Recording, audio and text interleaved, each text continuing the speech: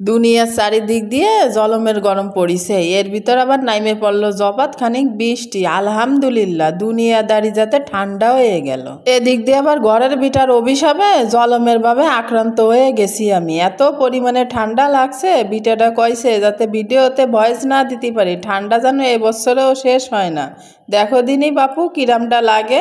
আমারে অভিশাপ দিয়ে ধুয়ে দিক, আমি তো থাইমে থাকার পাত্রী না, আমি তো আমার কাজ ঠিকই করে যাব। কোমরে কাপড় বাইন্দে কাঁচা দিয়ে চলে আসলাম গরুর গোশ রান্তি। বাইরে যে পরিমাণে বৃষ্টি নামিছে আর সেই পরিমাণে ঠান্ডা, একটু গরুর গোশ যদি না রান্ধি তাহলে কি ওয়াই। গরুর গোশে যে মশলা দেয়, সমস্ত মশলা দিয়ে গলায় পানি ডাইলে দিয়ে তারপরে একটু রাইন্দে তারপরে জপাত খানেক দিয়ে দিলাম সরিষার তেল। এবারটা খুব ডক করে কষায় নেব। আমার আবার মেধাবী বোন কইয়ে দেছে, আরে গোশ যত কষাবি ততই নাকি স্বাদ হবে। তারপরে ভাইবে দেখলাম যে হয় সত্যি। ঘরে বসা রয়েছে 2-3 দিনে না খাওয়ার রুগী, তাকে আবার কয়েক পিস কষা মাংস উঠোই দিলাম। যা দাঁত দে টাইনে সের কিরামটা লাগে।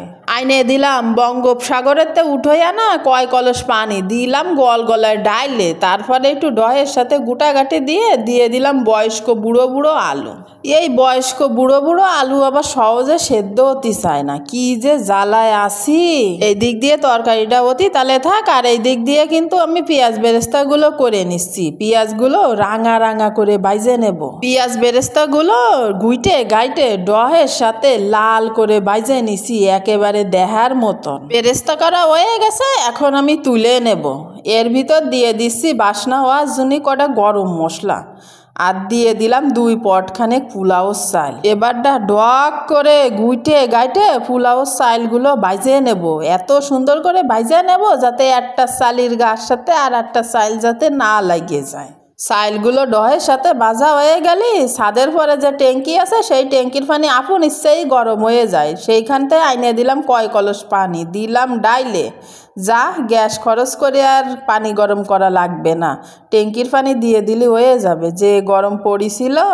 ডহের সাথে একটু গাইটে নাড়ে দেওয়ার পর দিয়ে দিলাম 2 টেবিল খানেক চামচ গুঁড়ো দুধ। ঘরের আবার 20 পুটুলি জম্মের চাহিদা, সে আবার সাপ কয়ে দেছে, মামনি গরুর গোশ রান্তিস কিন্তু পোলাও ভাত না হলে কিন্তু আমি খাবো না নে। দেহ দি মায়ের আবদার করতো, দিদির প্যাটেরটা যেরাম জ্বালায় আর পরের প্যাটেরটাও মনে হয় আমারে ওইরাম জ্বালায় নাই। আমারও কিছু সময় আগে দিয়ে দিলাম গরম মশলার গুঁড়ি, আর এই বাইরে দিয়ে দিলাম ওই যে পেঁয়াজ বেরেস্তাগুলো করে রাখিলাম, সেই পেঁয়াজ বেরেস্তাগুলো ডক করে একটু ছিটাই দিলাম, দেখতে সুন্দর লাগবে।